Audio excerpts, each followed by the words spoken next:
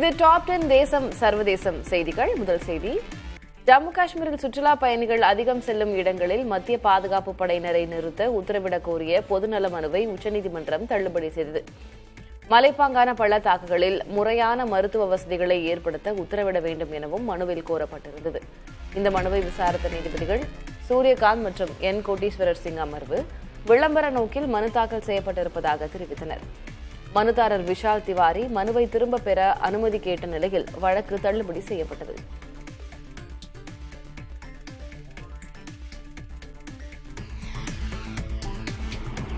பஹல்காம் தாக்குதலால் சிந்து நதிநீர் நிறுத்தப்பட்டிருந்த நிலையில் பக்லிஹார் மற்றும் சலால் அணைகளிலிருந்து திடீரென ஷெனாப் நதியில் 2 நாட்களுக்கு முன்பு தண்ணீர் திறக்கப்பட்டுள்ளது. சிந்து நதிநீர் ஒப்பந்தம் நிறுத்தி வைக்கப்பட்டிருக்கும் நிலையில் நீர்த்தேக்கங்களை சுத்தம் செய்யும் நடவடிக்கையாக 2 அணைகளிலிருந்தும் தண்ணீர் திறக்கப்பட்டதாக அதிகாரிகள் தெரிவித்துள்ளனர். நீர்த்தேக்கங்களை சுத்தம் செய்யும் இந்த பணி வழக்கமாக ஆகஸ்ட் மாதம் நடைபெறும் நிலையில் நடப்பாண்டு இப்போதே மேற்கொள்ளப்பட்டதாக தெரிவிக்கப்பட்டுள்ளது. பஹல்காம் பயங்கரவாத தாக்குதல் சம்பவத்தை தொடர்ந்து ஜம்மு காஷ்மீர் அரசியல் பல்வேறு மாற்றங்களை கண்டுள்ளது. இந்தியா கூட்டணியில் அங்கம் வகிக்கும் ஆளும் தேசிய மாநாட்டு கட்சி மத்திய அரசு மீதான மோதல் போக்கை கைவிட்டுள்ளது. முதல்வர் உமர் அப்துல்லாவின் பேட்டிகளும் சட்டப்பேரவை உரையும் அதை உறுதிப்படுத்தும் வகையில் அமைந்துள்ளது. இதேபோல மத்திய அரசு மீது தொடர்ந்து குற்றச்சாட்டுகளை முன்வைத்து வரும் மக்கள் ஜனநாயக கட்சி, மக்கள் மாநாடு கட்சி உள்ளிட்ட பிரதான கட்சிகளும் பஹல்காம் தாக்குதலை தொடர்ந்து அமைதியாகி இருப்பது அரசியல் மாற்றத்திற்கு சான்றாக உள்ளது.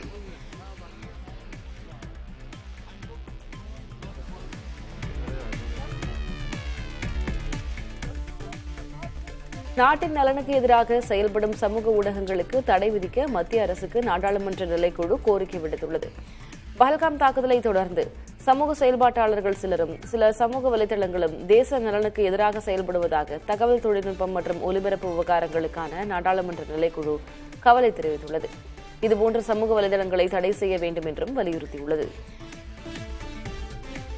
உச்சநீதிமன்றத்தில் பணியாற்றும் 33 நீதிபதிகளில் தலைமை நீதிபதி சஞ்சீவ் கன்னா உள்ளிட்ட 21 பேரின் சொத்து விவரங்கள் வெளியிடப்பட்டுள்ளன. இதில் நீதிபதிகள் நாகரத்னா, ஜே.கே. மகேஸ்வரி, அசாருதீன், அமானுல்லா உள்ளிட்ட 12 நீதிபதிகள் தங்கள் சொத்து விவரங்களை இணையத்தில் பதிவேற்றவில்லை. இதற்கிடையே 2022 நவம்பர் முதல் உச்சநீதிமன்றம் மற்றும் உயர்நீதிமன்றங்களில் நியமிக்கப்பட்ட நீதிபதிகள் குறித்த விவரங்கள் வெளியிடப்பட்டுள்ளன. கொலீஜியம் குழுவின் பொறுப்புகள், மத்திய மாநில அரசுகளிடமிருந்து கொலீஜியம் பெற்ற விவரங்கள், கொலீஜியமின் பரிந்துரைகள் ஆகிய முழு விவரங்களும் வெளியாகியுள்ளன.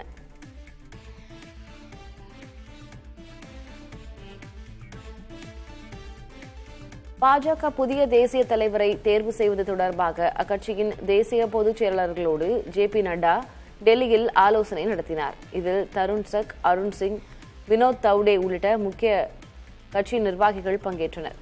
உத்தரப்பிரதேசம், மகாராஷ்டிரா உள்ளிட்ட மாநிலங்களில் நடைபெறும் உட்கட்சி தேர்தல் குறித்தும் தற்போதைய அரசியல் சூழல் குறித்தும் நட்டா ஆலோசித்ததாக தெரிகிறது. பாஜக தேசிய தலைவராக உள்ள ஜே.பி. நட்டாவின் பதவிக்காலம் நிறைவடையவிருக்கும் நிலையில் புதிய தலைவரை நியமிப்பது குறித்த அறிவிப்பு விரைவில் வெளியாகும் என எதிர்பார்க்கப்படுகிறது. வக்ஃப் அமைப்புகளில் நியமனங்களுக்கு விதிக்கப்பட்ட தடை தொடரும் என உச்சநீதிமன்றம் தெரிவித்துள்ளது. வக்ஃப் திருத்த சட்டத்தை எதிர்த்து உச்சநீதிமன்றத்தில் தாக்கல் செய்யப்பட்ட மனுக்கள் அனைத்தையும் புதிய தலைமை நீதிபதியாக பொறுப்பேற்க உள்ள பி.ஆர். கவாய் அமர்வுக்கு மாற்ற தற்போதைய தலைமை நீதிபதி சஞ்சீவ் கன்னா உத்தரவிட்டுள்ளார். மேலும் வழக்கின் விசாரணையை வரும் 15ஆம் தேதிக்கு ஒத்திவைப்பதாக கூறிய தலைமை நீதிபதி அதுவரை முன்பு பிறப்பித்த இடைக்கால உத்தரவுகள் தொடரும் என்றும் தெரிவித்தார்.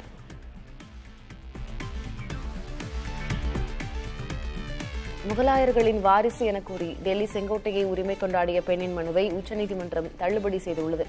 சுல்தானா பேகம் என்ற அந்த பெண்மணி முகலாய பேரரசர் 2ஆம் பகதூர் ஷா ஜாஃபரின் கொள்ளுப்பேரனின் மனைவி என கூறி இந்த மனுவை தாக்கல் செய்திருந்தார். மனுவை விசாரித்த நீதிபதிகள் மனு தவறான ஒன்று எனவும் விசாரணைக்கு தகுதியற்றது எனவும் கூறி தள்ளுபடி செய்தனர். விசாரணையின் போது தலைமை நீதிபதி சஞ்சீவ் கன்னா ஆக்ரா கோட்டை உள்ளிட்டவற்றையும் உரிமை கோர வேண்டியதுதானே என காட்டமாக கேள்வி எழுப்பியது குறிப்பிடத்தக்கது.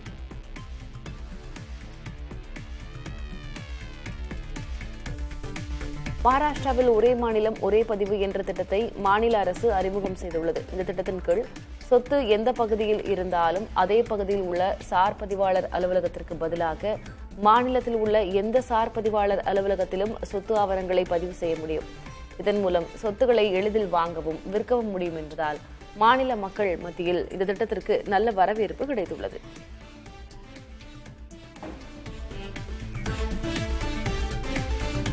பிஜு ஜனதா தளம் கட்சியின் தலைவராக 9வது முறையாக பொறுப்பேற்றுள்ள நவீன் பட்நாயக் கட்சியில் பல்வேறு மாற்றங்களை செய்துள்ளார். அதன் ஒரு நடவடிக்கையாக தனது தலைமையில் அரசியல் விவகாரங்களுக்கான பிரத்யேக குழுவை அமைத்துள்ளார். தொடக்க காலத்தில் இந்த குழு பிஜு ஜனதா தளம் கட்சியில் செயல்பட்டு வந்த பல்வேறு நிலைகளில் பல்வேறு காரணங்களால் அந்த குழு இல்லாமல் போனது. ஒடிசாவில் 24 ஆண்டு கால பிஜு ஜனதா தளத்தின் ஆட்சி முடிவுக்கு வந்திருக்கும் நிலையில் அரசியல் விவகாரங்களுக்கான குழுவை நவீன் பட்நாயக் மீண்டும் தற்போது அமைத்துள்ளார்.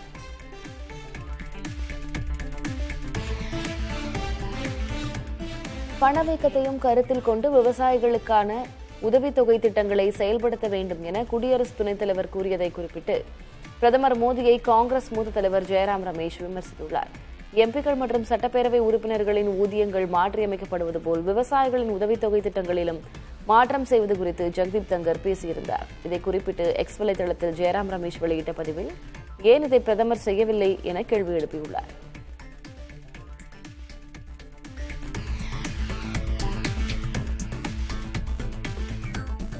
விவசாயிகளுக்கு உதவித்தொகை வழங்கும் PM கிசான் சன்மான் நிதி திட்டத்தின் கீழ் 20வது தவணை தொகை அடுத்த மாதம் வழங்கப்பட உள்ளது. இந்த திட்டத்தின் கீழ் தகுதியுள்ள விவசாயிகளுக்கு 4 மாதங்களுக்கு ஒருமுறை 2000 ரூபாய் என ஆண்டுக்கு 6000 ரூபாய் வழங்கப்பட்டு வருகிறது.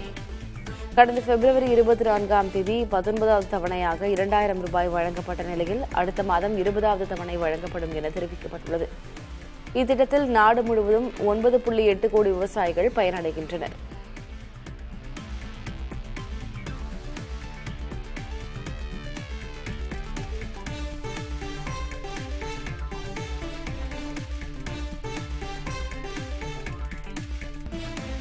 சாதிவாரி கணக்கெடுப்புக்கு காலக்கெடு நிர்ணயிக்க வேண்டும் என மத்திய அரசை காங்கிரஸ் வலியுறுத்தியுள்ளது. தனியார் நிறுவனங்களில் பட்டியலினத்தவர்கள், பழங்குடியினர் மற்றும் பிற்படுத்தப்பட்ட வகுப்பினருக்கு இடஒதுக்கீடு வழங்கலாம் என அரசமைப்பு சட்டத்தில் உள்ள நிலையில் மோடி தலைமையிலான அரசு சட்டம் இயற்றாமல் இருந்து வருவதாக காங்கிரஸ் மூத்த தலைவர் அனில் ஜெயஹிந்த் குற்றம் சாட்டியுள்ளார். இடஒதுக்கீடு உச்சவரம்பாக 50 விழுக்காடு இருப்பது சமூக நீதிக்கு மிகப்பெரிய இடையூறாக இருப்பதாகவும் இதை நீக்க நடவடிக்கை எடுக்கப்பட வேண்டும் என்றும் வலியுறுத்தியுள்ளார்.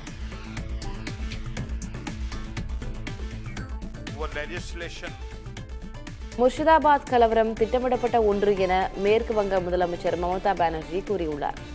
கடந்த மாதம் நிகழ்ந்த கலவரத்தில் 3 பேர் உயிரிழந்த நிலையில் முர்ஷிதாபாத் சென்ற மமதா பானர்ஜி அங்கு மக்கள் முன்னிலையில் உரையாற்றினார். அப்போது மேற்கு வங்க மாநில அரசுக்கு எதிராக மத்திய பாஜக அரசு சதி திட்டம் தீட்டி வருவதாக குற்றம் சாட்டினார்.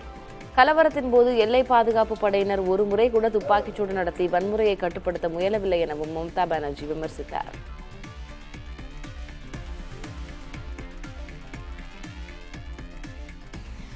குடியரசுத் தலைவர் திரௌபதி முர்மு வரும் 19ஆம் தேதி சபரிமலை ஐயப்பன் கோயிலில் தரிசனம் செய்யவுள்ளார்.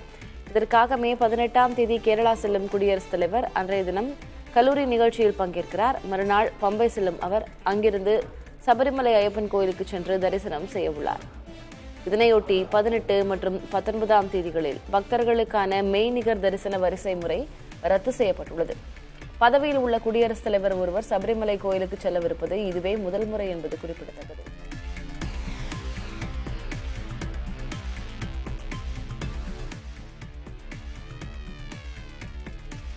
வட மாநிலங்களில் நீட் தேர்வு சார்ந்த முறைகேடுகளில் ஈடுபட்ட கும்பல்கள் காவல்துறையினரால் கைது செய்யப்பட்டுள்ளனர். ராஜஸ்தானில் நீட் தேர்வில் ஆள்மாறாட்டம் செய்ய முயன்ற 3 பேரையும் அதற்காக அவர்களிடம் பணம் கொடுத்த 2 மாணவர்களையும் காவல்துறையினர் கைது செய்தனர். இதேபோல ஆள்மாறாட்டம் செய்ய முயன்ற 4 பேரை புவனேஸ்வர் காவல்துறையினர் கைது செய்துள்ளனர்.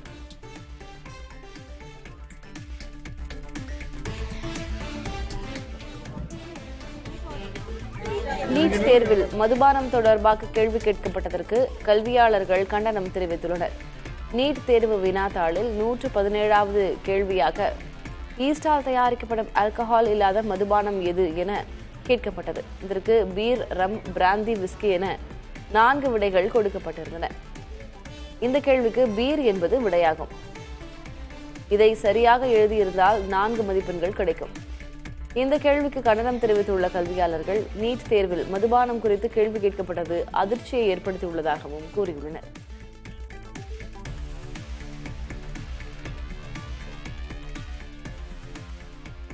மரபணு திருத்தி அமைக்கப்பட 2 புதிய நெல் வகைகளை மத்திய அரசு அறிமுகப்படுத்தியுள்ளது.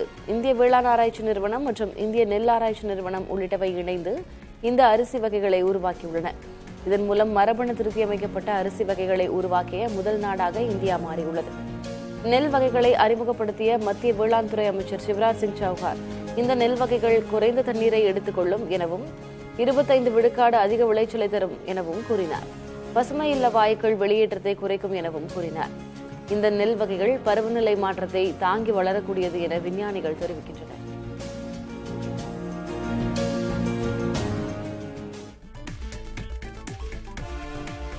இந்தியா தனது எதிரியின் கழுத்தில் மிக நீளமான கயிறை சுற்றி கட்டியுள்ளது என ஆப்கானிஸ்தான் முன்னாள் துணை அதிபர் அம்ருல்லா சலை விமர்சனம் செய்துள்ளார். பஹல்காம் தீவிரவாத தாக்குதலை தொடர்ந்து பாகிஸ்தானுக்கு எதிராக இந்தியா பல்வேறு அதிரடி நடவடிக்கைகளை எடுத்து வருகிறது.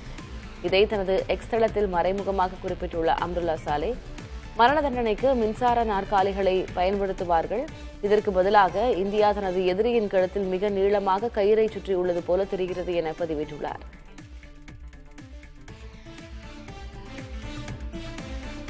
இந்தியா பாகிஸ்தான் இடையே அசாதாரணமான சூழல் நிலவி வரும் நிலையில் துருக்கியைச் சேர்ந்த போர்க்கப்பல் கராச்சி துறைமுகத்துக்கு வந்துள்ளது. துருக்கி விமானப்படைக்கு சொந்தமான C-130 விமானங்கள் கராச்சிக்கு வந்ததாக தகவல்கள் வெளியான நிலையில் தற்போது அந்நாட்டுக்கு சொந்தமான போர்க்கப்பலும் வந்துள்ளது.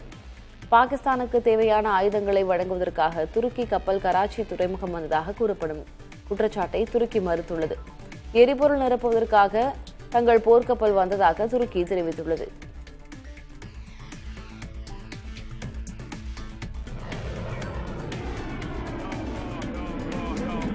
ஏமன் நாட்டின் ஹொடேடா துறைமுக பகுதியை குறிவைத்து இஸ்ரேல் படைகள் வான்வழி தாக்குதலை நடத்தியுள்ளன. ஹவுதி கிளர்ச்சியாளர்களுக்கு எதிரான இந்த நடவடிக்கையில் 21 பேர் காயமடைந்துள்ளனர். இத்தாக்குதலை தொடர்ந்து துறைமுக பகுதியும் அதன் அருகில் உள்ள சிமெண்ட் ஆலையும் மூடப்பட்டுள்ளன. தாக்குதலில் துறைமுகத்தின் பல இடங்களில் தீ விபத்து ஏற்பட்ட நிலையில் கப்பல் நிறுத்தும் இடங்கள், கிடங்குகள் ஆகியவை 70 விழுக்காடு அளவுக்கு சேதமடைந்துள்ளதாக தகவல்கள் தெரிவிக்கின்றன.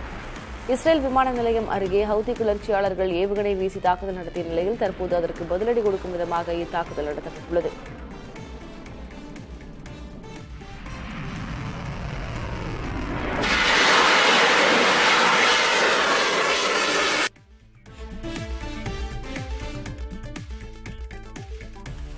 இரண்டாம் உலகப் போரின் போது ஐரோப்பாவில் கிடைத்த வெற்றியின் 80வது ஆண்டு விழா லண்டனில் கொண்டாடப்பட்டது. இதனையொட்டி பிரிட்டன் ராணுவத்தினர் நடத்திய வெற்றி அணிவகுப்பில் உக்ரைனைச் சேர்ந்த வீரர்களும் கலந்து கொண்டனர்.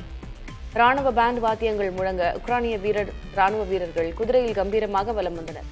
ரஷ்யாவுக்கு எதிரான சுதந்திர போரில் உலக நாடுகளின் ஆதரவு உக்ரைனுக்கு இருக்கும் என்பதை உணர்த்தும் விதமாக உக்ரைன் வீரர்கள் இந்த அணிவகுப்பில் கலந்து கொண்டதாக பிரிட்டன் வெளியிட்டுள்ள அறிக்கையில் தெரிவிக்கப்பட்டுள்ளது.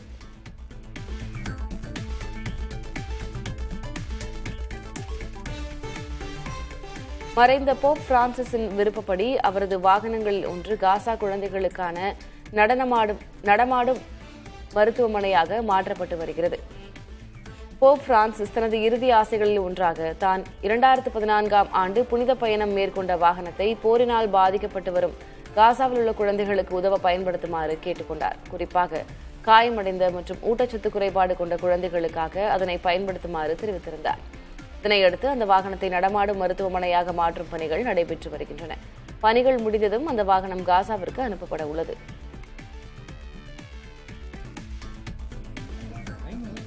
கடலூர் மாவட்டம் காட்டுமன்னார் கோவில் அருகே வீடு கட்ட அஸ்திவாரம் தோண்டும் போது பழமையான உலோக சிலைகள் கண்டெடுக்கப்பட்டன. கொல்லிமலை கீழ்ப்பாதி கிராமம் JN நகரில் புதிய வீடு கட்டுவதற்காக அஸ்திவாரம் தோண்டிய போது 3 அடி உயரமுள்ள நடராஜர் சிலை, திருவாச்சி, அஸ்திரத்தேவர், 1 அடி பிரதோஷ நந்தி வாகனம் உள்ளிட்ட உலோக சிலைகள் சிதிலமடைந்த நிலையில் கண்டெடுக்கப்பட்டன. இதையடுத்து சிலைகள் அனைத்தும் வட்டாட்சியர் அலுவலகத்திற்கு கொண்டு செல்லப்பட்டன.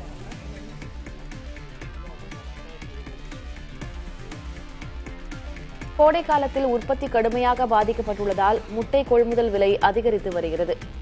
கடந்த ஒரு வாரத்தில் சுமார் 70 காசுகள் விலை உயர்ந்த நிலையில் தற்போது 10 காசுகள் விலை உயர்ந்துள்ளது.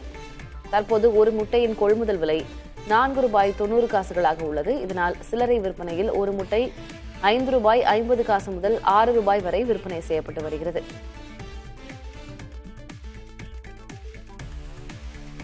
பன்னிரண்டு நாட்களில் தங்கத்தின் விலை சவரனுக்கு ₹4,120 குறைந்துள்ளது. கடந்த ஏப்ரல் 22ஆம் தேதி 1 கிராம் தங்கம் 9,290 ஒரு சவரன் 74,320 ரூபாயாகவும் இருந்தது. இதையடுத்து தங்கம் விலை தொடர்ந்து குறைந்து வந்த நிலையில் தற்போது கிராம் ஒன்று 8,775 ரூபாயாகவும் ஒரு சவரன் 70,200 ரூபாயாகவும் குறைந்துள்ளது. வரும் நாட்களில் தங்கத்தின் விலை மேலும் குறையக்கூடும் என வியாபாரிகள் கருதுகின்றனர்.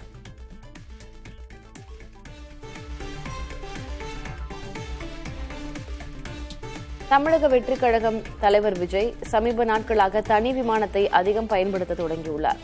கொடைக்கானலில் நடைபெற்ற ஜனநாயகன் படப்பிடிப்பிற்காக சமீபத்தில் சென்னையிலிருந்து மதுரைக்கு அவர் சிறிய ரக விமானத்தில் பயணித்தார். அந்த விமானத்தின் புகைப்படங்கள் சமூக வலைதளங்களில் வெளியான நிலையில் அதன் மதிப்பு மற்றும் வாடகை தொடர்பான விவரங்கள் தற்போது வெளியாகியுள்ளன. அதன் மதிப்பு 8 கோடி ரூபாய் வரை இருக்கும் என்றும் ஒரு நாள் பயன்படுத்த 14 லட்சம் ரூபாய் வரை கட்டணமாக செலுத்த வேண்டும் என்றும் தெரியவந்துள்ளது. இந்தியாவின் 9 மாநிலங்களில் இன்னும் 2 நாட்கள் கனமழை முதல் மிக கனமழை பெய்யக்கூடும் என இந்திய வானிலை ஆய்வு மையம் எச்சரித்துள்ளது. குஜராத், ஆந்திரா, அருணாச்சல், அசாம், மேகாலயா, உத்தரகண்ட், ராஜஸ்தான் ஆகிய மாநிலங்களுக்கு மழை எச்சரிக்கை விடுக்கப்பட்டுள்ளது. தமிழகம் மற்றும் புதுச்சேரியிலும் மழைக்கான வாய்ப்பு இருப்பதாக வானிலை மையம் தெரிவித்துள்ளது.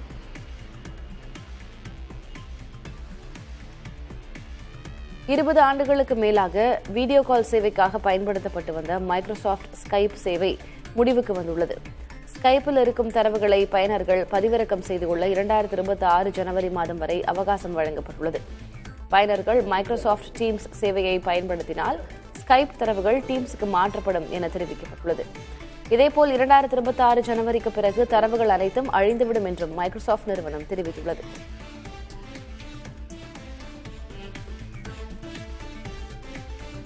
நீண்டகால முதலீடு மற்றும் சேமிப்பு திட்டமாக மத்திய அரசின் PPF திட்டம் உள்ளது.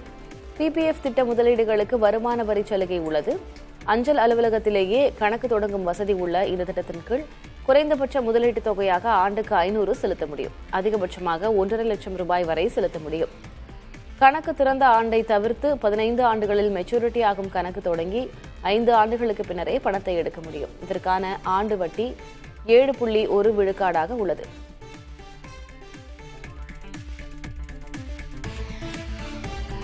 சென்னை அணி வீரர் வன்ஷ் பேடி காயம் காரணமாக IPL தொடரிலிருந்து விலகியுள்ளார். சென்னை பெங்களூரு அணிகளுக்கு இடையேயான போட்டியில் களமிறங்க இருந்த அவர் இறுதி நேர பயிற்சியில் காயமடைந்தார். இதனால் அவருக்கு பதிலாக தீபக் ஹூடா அணியில் இடம் பிடித்தார். இந்த சூழலில் வன்ஷ் பேடி தொடரிலிருந்து விலகியுள்ளார். அவருக்கு பதிலாக சென்னை அணி குஜராத்தைச் சேர்ந்த விக்கெட் கீப்பர் பேட்டரான உர்வில் பட்டேலை ஒப்பந்தம் செய்துள்ளது. சையத் முஸ்டாக் அலி தொடரில் 28 பந்துகளில் சதமடித்து T20 போட்டிகளில் அதிவேக சதமடித்த இந்தியர் என்ற சாதனையை உர்வில் பட்டேல் படைத்துள்ளது குறிப்பிடத்தக்கது. விழுப்புரம் அருகே அலுமினிய பாத்திரத்தில் சிக்கிக்கொண்ட 4 வயது குழந்தையை தீயணைப்புத்துறையினர் லாவகமாக மீட்டனர்.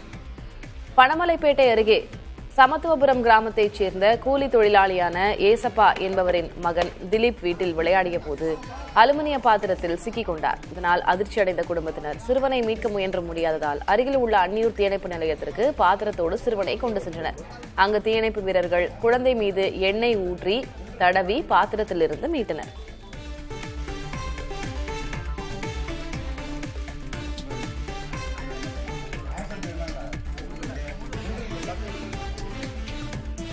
ஒரு சில நிமிடங்களில் உலகின் மிக பெரும் பணக்காரராக மாறிய உத்தரப்பிரதேச விவசாயியின் கதை உலகிற்கு தெரிய வந்துள்ளது. ஹத்ராஸைச் சேர்ந்த விவசாயி ஒருவரின் வங்கிக் கணக்கில் திடீரென 36 இலக்கத்தில் பணம் வரவு வைக்கப்பட்டது. செல்போனில் இதுகுறித்து வந்த குறுஞ்செய்தியை கண்ட அவர் திக்குமுக்காடி போய்விட்டார். அவரின் கணக்கில் வரவு வைக்கப்பட்ட தொகை எலான் மஸ்கின் சொத்து மதிப்பை விட அதிக தொகை என்பதெல்லாம் பின்னரே தெரியவந்தது. வழக்கம் போலவே வங்கியின் தொழில்நுட்ப தவறு என்பதும் தெரியவந்தது.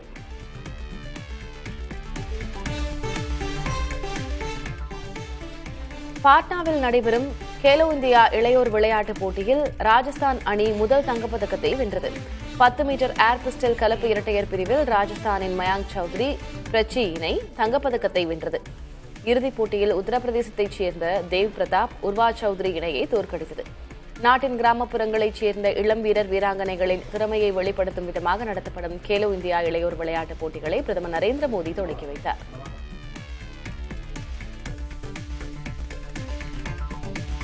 ஊக்கமருந்து சர்ச்சையில் சிக்கி 3 மாதங்கள் விதிக்கப்பட்ட முதல்நிலை டென்னிஸ் வீரர் சின்னர் மீண்டும் போட்டிக்களத்திற்கு திரும்புகிறார். ரோமில் செய்தியாளர்களுக்கு பேட்டியளித்த அவர், இந்த 3 மாதம் என்பது மிக நீண்ட காலமாக தமக்கு தெரிவதாக குறிப்பிட்டார். இத்தாலியைச் சேர்ந்த சின்னருக்கு 3 மாதங்களுக்கு முன் நடத்தப்பட்ட சோதனையில் குளோஸ்டபோல் என்ற வேதிப்பொருள் உடலில் கலந்திருந்தது தெரியவந்தது. உடற்பயிற்சியாளர்கள் கொடுத்த மருந்து பொருட்கள் மூலம் வேதிப்பொருள் கலந்திருக்கலாம் என சின்னர் தெரிவித்திருந்தார்.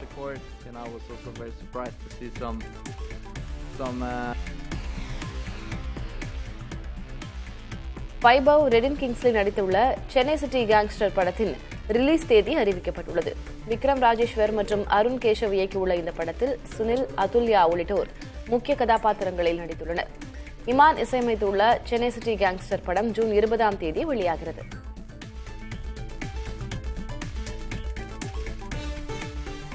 துல்கர் சல்மான் நடிப்பில் மலையாளத்தில் உருவாகும் ஐ எம் கேம் படத்தில் தமிழ் நடிகர்களும் கலைஞர்களும் இணைந்திருப்பது கவனம் பெற்றுள்ளது. மலையாளத்தில் பிரபலமான RDX பட இயக்குநர் நிஹாஸ் ஹிதாயத்தின் இயக்கத்தில் துல்கர் சல்மான் நடிக்கிறார். ஐ எம் கேம் என தலைப்பிடப்பட்டுள்ள இப்படத்தில் இயக்குநரும் நடிகருமான மிஷ்கின், நடிகர் கதிர், சண்டை பயிற்சியாளர் அன்பறிவு உள்ளிட்டோர் இணைந்துள்ளனர்.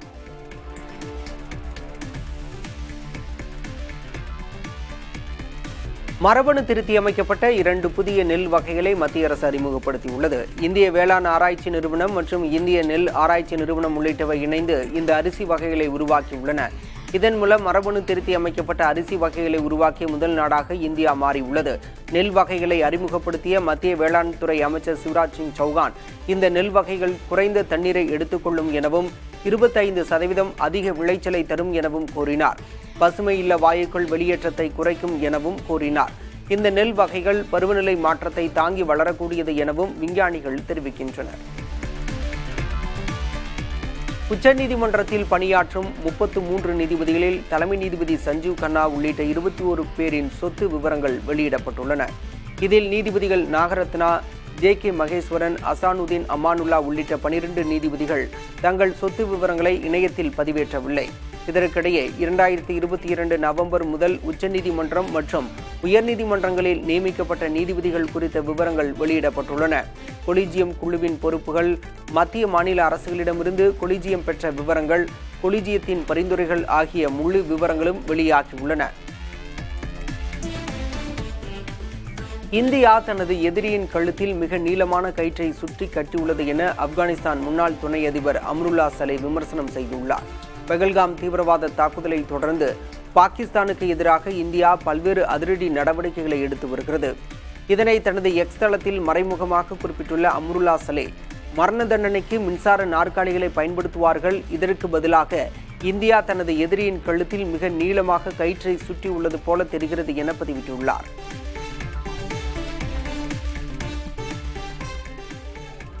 நீட் தேர்வில் மதுபானம் தொடர்பாக கேள்வி கேட்கப்பட்டதற்கு கல்வியாளர்கள் கண்டனம் தெரிவித்துள்ளனர். நீட் தேர்வு வினாத்தாளில் 117வது கேள்வியாக ஈஸ்டால் தயாரிக்கப்படும் ஆல்கஹால் இல்லாத மதுபானம் எது என கேட்கப்பட்டது. இதற்கு பீர், ரம், பிராந்தி, விஸ்கி என 4 விடைகள் கொடுக்கப்பட்டிருந்தன. இந்த கேள்விக்கு பீர் என்பது விடையாகும். இதனை சரியாக எழுதியிருந்தால் 4 மதிப்பெண்கள் கிடைக்கும். இந்த கேள்விக்கு கண்டனம் தெரிவித்துள்ள கல்வியாளர்கள், நீட் தேர்வில் மதுபானம் குறித்து கேள்வி கேட்கப்பட்டது அதிர்ச்சியை ஏற்படுத்தியுள்ளதாக கூறியுள்ளனர்.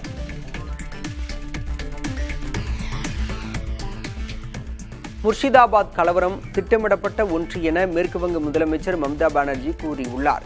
கடந்த மாதம் நிகழ்ந்த கலவரத்தில் 3 பேர் உயிரிழந்த நிலையில் முர்ஷிதாபாத் சென்ற மம்தா பானர்ஜி அங்கு மக்கள் முன்னிலையில் உரையாற்றினார்.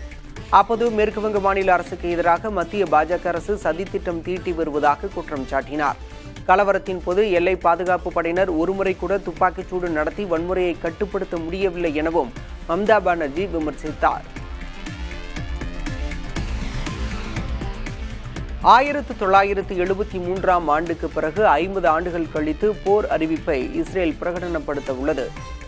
பாலஸ்தீனத்தின் காசா மேற்கு கரையை முழுவதுமாக கைப்பற்றும் இஸ்ரேல் ராணுவத்தின் திட்டத்திற்கு அந்நாட்டு அரசு ஒப்புதல் அளித்துள்ளது. கால நிர்ணயம் இல்லாமல் இந்த திட்டத்தை நிறைவேற்ற இஸ்ரேல் ராணுவம் திட்டமிட்டுள்ளது. மேலும் ஆயிரக்கணக்கான வீரர்களுக்கு காசா செல்ல உத்தரவு பிறப்பிக்கப்பட்டுள்ளதாக இஸ்ரேல் ராணுவ தலைமை தளபதி தெரிவித்துள்ளார். புதிய திட்டத்தின்படி ஹமாஸ் இயக்கத்தினரை முற்றிலுமாக அழித்தொழித்து பிணை கைதிகளை விடுவிக்க இஸ்ரேலிய ராணுவம் முடிவு செய்துள்ளது. சவுதி அரேபியாவின் மிகப்பெரிய நகரங்களில் புழுதி புயல் வீசியதால் மக்களின் இயல்பு வாழ்க்கை முடங்கியது. சவுதி அரேபியாவில் மெக்கா, ரியாத், அல் காசிம், அல் பஹா நகரங்களில் சுழன்றி அடித்த புழுதி புயலால் நகரமே புழுதி மண்டலமாக காட்சியளித்தது. வானுயர்ந்த அளவுக்கு புழுதி காற்று எழுந்ததால் பல்வேறு இடங்கள் இருள் சூழ்ந்து காணப்பட்டன.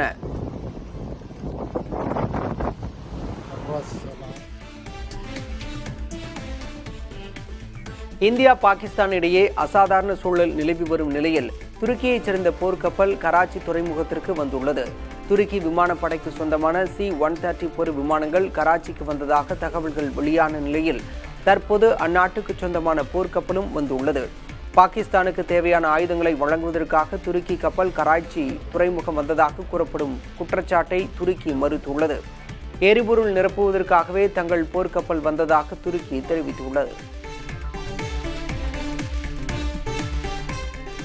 இலங்கை தலைநகர் கொழும்புவில் மக்கள் நடமாட்டம் அதிகமுள்ள பகுதியில் நிகழ்ந்த துப்பாக்கிச் சூடு சம்பவம் அதிர்ச்சியை ஏற்படுத்தியுள்ளது. சாலையோரம் நடந்து சென்று கொண்டிருந்தவரை இருசக்கர வாகனத்தில் ஹெல்மெட் அணிந்து வந்த நபர் துரத்தி சென்று துப்பாக்கியால் சுட்டு மூர்க்கத்தனமாக தாக்குதல் நடத்தியுள்ளார். இந்த காட்சிகள் அங்கிருந்த CCTV கேமராவில் பதிவாகியுள்ளது. பட்டப்பகலில் நடந்த இந்த சம்பவம் குறித்து காவல்துறையினர் விசாரணை மேற்கொண்டுள்ளனர்.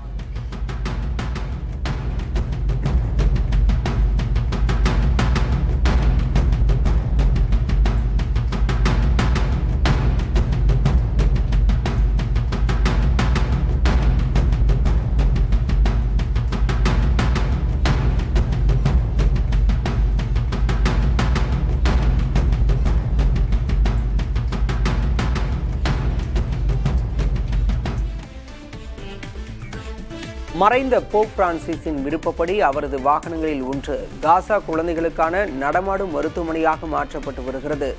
போப் பிரான்சிஸ் தனது இறுதி ஆசைகளில் ஒன்றாக தான் 2014ஆம் ஆண்டு புனித பயணம் மேற்கொண்ட வாகனத்தை போரினால் பாதிக்கப்பட்டு வரும் காசாவில் உள்ள குழந்தைகளுக்கு உதவ பயன்படுத்துமாறு கேட்டுக்கொண்டார். குறிப்பாக காயமடைந்த மற்றும் ஊட்டச்சத்து குறைபாடு கொண்டு குழந்தைகளுக்காக அதனை பயன்படுத்துமாறு தெரிவித்திருந்தார். இதனையடுத்து அந்த வாகனத்தை நடமாடும் மருத்துவமனையாக மாற்றும் பணிகள் நடைபெற்று வருகின்றன. பணிகள் முடிந்ததும் அந்த வாகனம் காசாவிற்கு அனுப்பப்பட உள்ளது.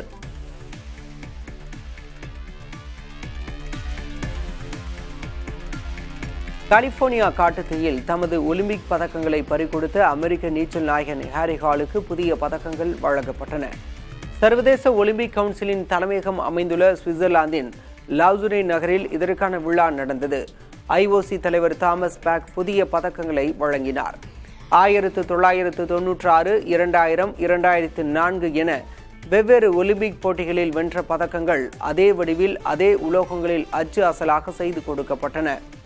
இப்படி ஒரே நேரத்தில் யாரும் 10 பதக்கங்களை இழந்திருக்க முடியாது எனவும் அவ்வாறு இழந்த வீரருக்கு அதே வடிவில் புதிய பதக்கங்கள் கிடைத்திருப்பது எல்லையற்ற மகிழ்ச்சியை கொடுப்பதாகவும் ஹாரி ஹால் ஜூனியர் தெரிவித்துள்ளார். 2028ஆம் ஆண்டு ஒலிம்பிக் போட்டிகள் அமெரிக்காவின் லாஸ் ஏஞ்சல்ஸின் நகரில் நடைபெறவுள்ளது. பாட்னாவில் நடைபெறும் கேலோ இந்தியா இளையோர் விளையாட்டுப் போட்டியில் ராஜஸ்தான் அணி முதல் தங்க பதக்கத்தை வென்றது. 10 மீட்டர் ஏர் பிஸ்டல் கலப்பு இரட்டையர் பிரிவில் ராஜஸ்தான் மயாங்க் சௌத்ரி பிரச்சி இணை தங்கப்பதக்கத்தை வென்றது. இந்த போட்டியில் உத்தரப்பிரதேசத்தைச் சேர்ந்த தேவ் பிரதாப் உர்வா சௌத்ரி இணையை தோற்கடித்தது. நாட்டின் கிராமப்புறங்களைச் சேர்ந்த இளம் வீரர் வீராங்கனைகளின் திறமையை வெளிப்படுத்தும் விதமாக நடத்தப்படும் கேலோ இந்தியா இளையோர் விளையாட்டுப் போட்டிகளை பிரதமர் நரேந்திர மோடி தொடங்கி வைத்தார்.